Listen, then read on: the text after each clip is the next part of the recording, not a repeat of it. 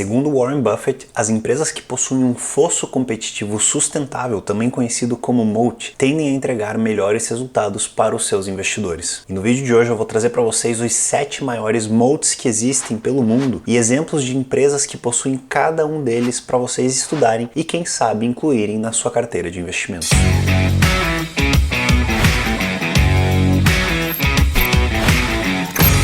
Se você chegou agora aqui no canal, muito prazer, meu nome é Daniel Staff, eu sou especialista em investimentos internacionais e finanças comportamentais e a minha missão aqui é trazer conteúdo de qualidade para que você tenha autonomia com o seu dinheiro e os seus investimentos. E esse vídeo que você está assistindo agora é uma continuação do último vídeo que eu postei aqui no canal. Nesse último vídeo eu falei o que é o moat, qual que é a sua origem, exemplos de empresas que possuem moats incríveis ao redor do mundo, além de fatores qualitativos e quantitativos para você ver se a empresa que você investe ou que está estudando possui esse moat ou não. Então, se você não assistiu esse vídeo que eu postei alguns dias atrás, eu recomendo que você pause esse vídeo e assista ele primeiro. Eu vou deixar ele no card aqui em cima para você clicar, já acessar ele e depois voltar para esse vídeo aqui que é um complemento dele. E, como prometido, aqui vão os 7 maiores moats que existem no mundo e exemplos de empresas que possuem cada um deles, sendo que o 6º e o 7º são os que eu prefiro ver nas empresas que eu gosto de investir. E o primeiro moat da nossa lista são baixos custos, em inglês low cost moats. E ele mostra quando uma empresa consegue consistentemente cobrar preços muito mais baixos que os seus competidores e ainda assim oferecer um produto ou serviço de alta qualidade, ou então de uma qualidade suficiente que faça com que os seus clientes não precisem mudar para a competição, que eles estejam contentes com essa qualidade por estarem pagando preços mais baixos. E esse é talvez um dos moats mais difíceis de serem mantidos. Afinal, outras empresas, competidores, podem cobrar o preço que eles quiserem pelos seus serviços e produtos. Mas a grande chave aqui é conseguir cobrar preços baixos e ainda assim se manter lucrativo no longo prazo. De nada adianta a empresa cobrar preços baixíssimos, mas operar no prejuízo. Ela não durará muito tempo. Então uma empresa que consegue cobrar preços baixos e ainda assim lucrar com suas operações tem um moat incrível. E talvez o melhor exemplo de uma empresa que possui esse moat de baixos custos na vida real é o Walmart. O Walmart ele vende diversas coisas, desde produtos de supermercado, a roupas, a produtos de esportes e a preços extremamente baixos. Eles vendem num volume tão grande que eles são capazes de negociar com seus fornecedores, conseguir um preço muito baixo por esses produtos e repassar esse preço baixo aos seus clientes. Um outro exemplo de um moat de preços baixos que faz com que a empresa tenha uma vantagem absurda sobre os seus competidores é a vantagem que o WhatsApp, que é o aplicativo de trocas de mensagens que pertence ao Facebook, atual Meta Platforms, possui. Esse aplicativo ele conta com 2 bilhões de usuários ao redor do mundo e ele não cobra nenhum centavo das pessoas que o usam. E justamente a combinação dessas 2 bilhões de pessoas, que é o efeito de rede, que é um moat que a gente vai falar já já, e o baixo custo, ou custo inexistente para utilizar esse aplicativo, faz com que competidores fiquem muito distantes de ameaçar a hegemonia que o WhatsApp tem. Mas é muito importante ficar de olho nessas empresas que possuem esse moat de baixo custo, porque a partir do momento que elas cobrem mais caro, que elas aumentem ou que elas criem algum custo para o uso, no caso do aplicativo do WhatsApp, é muito fácil migrar para outras opções, é muito fácil ir para outras empresas. Então esse moat pode não ser durável no longo prazo. O segundo moat da nossa lista é o de economias de escala, ou em inglês Economies of Scale moat.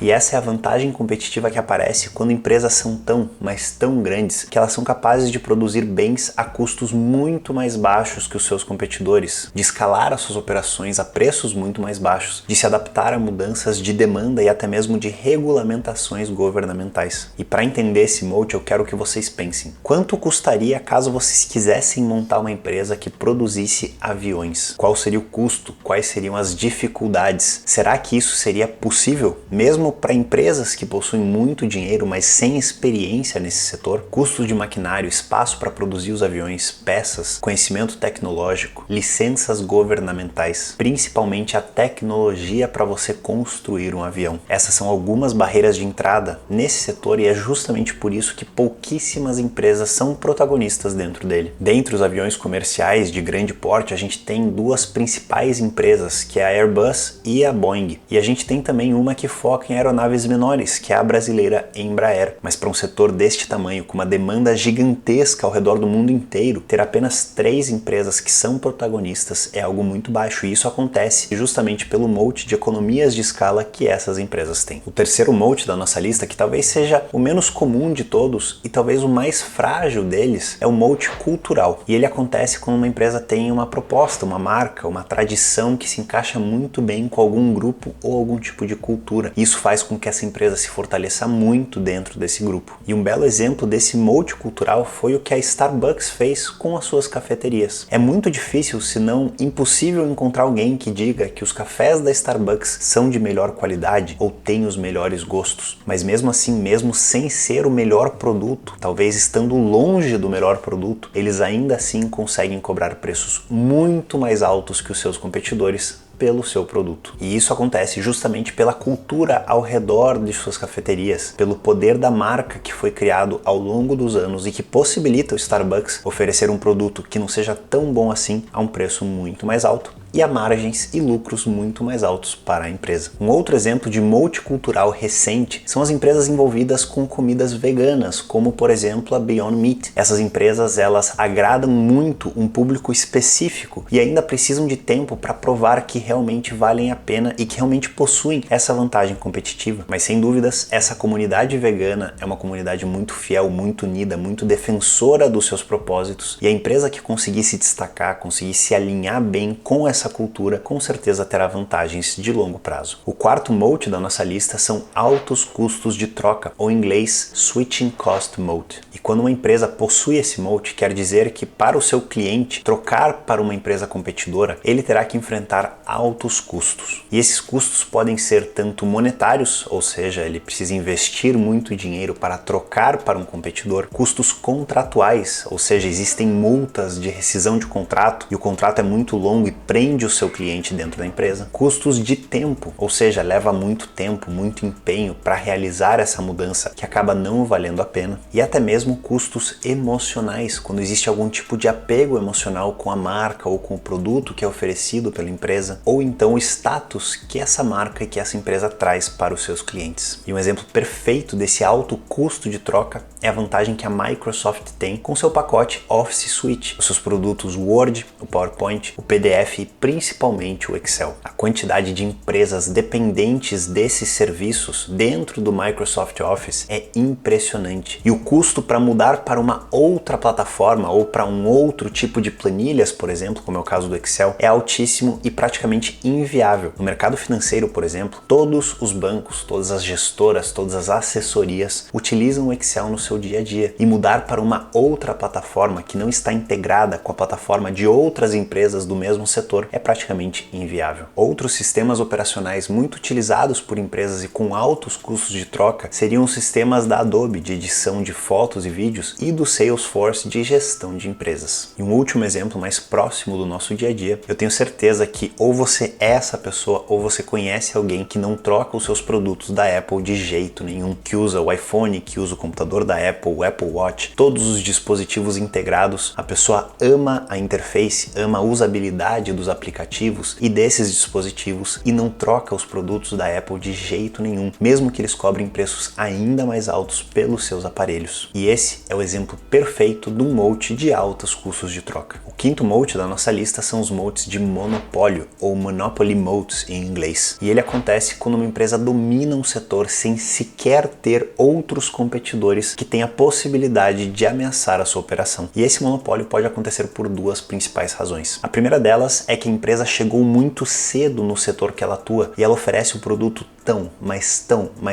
bom que não existe nem espaço para outras empresas entrarem. Isso acontece com algumas empresas de tecnologia e de mídias sociais. E a segunda razão são monopólios que existem por algum tipo de proteção do governo. No Brasil a gente tem grandes exemplos de empresas que fornecem água e energia elétrica para a população, que são protegidas por leis, na maioria das vezes estaduais, que garantem esse monopólio. Já o sexto tipo de moat da nossa lista são moats de ativos intangíveis, ou Intangible Assets Moats. ativos. E esse, assim como eu comentei no começo do vídeo, é um dos meus favoritos da lista. Para vocês entenderem, ativos intangíveis são aquelas coisas que não se pode ver e nem tocar e que trazem valor para a empresa que as possui. E uma empresa que tem esse monte de ativos intangíveis, ou ela possui uma marca muito forte, ou ela possui algum tipo de patente que protege os serviços que ela oferece, ou ela tem uma reputação muito bem construída, ou então uma inteligência com os seus funcionários e fundadores que é impossível de ser replicada. E um desses tipos de moat de ativos intangíveis, que é a marca muito forte, pode ser percebida claramente quando o nome da empresa, ou então o nome do produto que ela oferece, vira um verbo ou adjetivo no vocabulário da população. Aqui nos Estados Unidos, quando a gente fala para alguém fazer uma pesquisa online ou buscar algo na internet, a gente não fala vá fazer uma pesquisa online, a gente fala Google it, que virou um verbo que significa pesquisar online. Quando precisamos fazer uma cópia de algo, tiramos um xerox. E quando precisamos limpar o nosso ouvido, usamos um cotonete. Todos esses são nomes das empresas ou dos produtos produzidos por essas empresas que dominam tanto, mas tanto esse setor, que viraram verbos ou nomes da ação ou do produto em si que a gente usa. E um outro exemplo de uma marca extremamente forte ao redor do mundo, que ainda não virou verbo, mas ela tem muita força, é a Coca-Cola, que vende mais de 1,9 bilhões de drinks por dia. Um outro tipo de moat de ativos intangíveis é a propriedade intelectual. A Tesla não seria a Tesla sem o Elon Musk. O Facebook não seria o Facebook sem o Mark, que eu não me arrisco a falar o sobrenome, quem me acompanha há algum tempo sabe o motivo. Segundo Mark Zuckerberg, como é que fala? Segundo Mark Zuckerberg, Eita.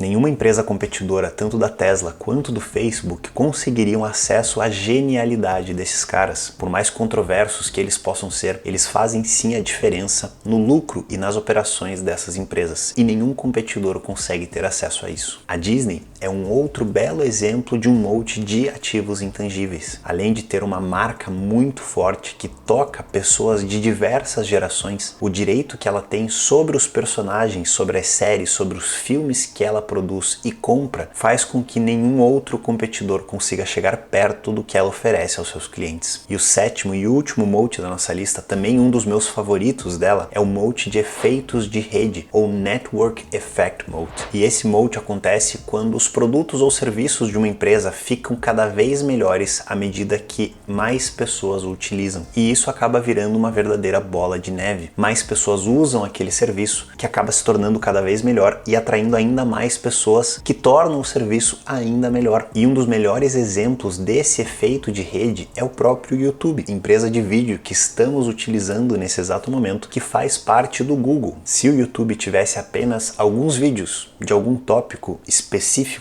eu aposto que nenhum de vocês estaria gastando tempo da vida de vocês nessa plataforma. Agora o YouTube possui quase 1 bilhão de vídeos e 40 milhões de canais dos mais variados assuntos, com vídeos de extrema qualidade e conteúdo de muito valor, como é esse daqui que você está assistindo agora. E é justamente por isso que ele possui um grande efeito de rede e ele atrai cada vez mais pessoas, sejam elas usuários, produtores de conteúdo, empresas querendo patrocinar os vídeos e criar essas propagandas chatas que ficam aparecendo no meio dos vídeos que vocês assistem. E quanto mais pessoas assistem vídeos aqui, maior é o incentivo para as empresas patrocinarem os vídeos, o que se torna um incentivo maior para os criadores de vídeo, quem faz os vídeos. E quanto mais vídeos tiverem com melhor qualidade, mais pessoas virão assistir esses vídeos. E outras empresas que possuem esse efeito de rede muito forte são o Facebook, com os seus aplicativos Instagram e WhatsApp, que quanto mais gente usa, melhor eles ficam, e ela tem mais de 3 bilhões de usuários mensais. O Twitter e mais recentemente o TikTok. Um outro tipo de efeito de rede poderosíssimo são os marketplaces criados recentemente. O marketplace é um mercado online onde compradores e vendedores se encontram e toda a negociação que é feita lá dentro gera um tipo de lucro para a empresa que criou esse marketplace. E um exemplo de talvez o marketplace mais bem sucedido do mundo é a própria Amazon. Para vocês terem uma ideia, em torno de 20 vendas são feitas por segundo dentro da plataforma. E todas essas vendas geram algum tipo de lucro para a empresa. E novamente, O efeito de rede faz a sua magia. Quanto mais pessoas estão lá buscando produtos, mais vendedores têm incentivo de estarem lá vendendo os seus produtos. Quanto mais vendedores existem na plataforma, maior é a competição e menores serão os preços. Quanto menores serão os preços, mais pessoas vão lá para comprar os produtos e serviços oferecidos dentro da Amazon. E outra grande vantagem desse tipo de negócio são os lucros gerados por essa operação e os dados que a empresa tem em cima desses clientes e dessas empresas que são as vendedoras. Utilizando todas essas informações, a Amazon, por exemplo, é capaz de expandir em outros setores, de investir em outras operações fora do marketplace que geram lucros ou gerarão lucros no futuro que farão a diferença na empresa. No caso da própria Amazon, eles têm investimentos em setores de farmácia, de inteligência artificial, de satélites, de medicamentos e até mesmo de alimentação. Então vejam que a empresa vai muito além de um comércio online, de um marketplace, e o seu efeito de rede permite que ela tenha bilhões de clientes ao redor do mundo. E agora, depois de aprender esses 7 diferentes moats, baixos custos, economias de escala, moat cultural, altos custos de troca, monopólios, ativos intangíveis e efeito de rede, eu quero saber de você se você tem alguma empresa na sua carteira que está presente em algum desses moats, que possui algum desses moats. Escreve aqui embaixo o nome da empresa e o moat ou os moats que ela tem e eu vou dar a minha opinião sobre eles e sobre a empresa. E se você tem qualquer dúvida ou qualquer observação sobre o que foi dito no vídeo de hoje, comenta aqui embaixo que eu vou te responder e a gente se vê no próximo vídeo.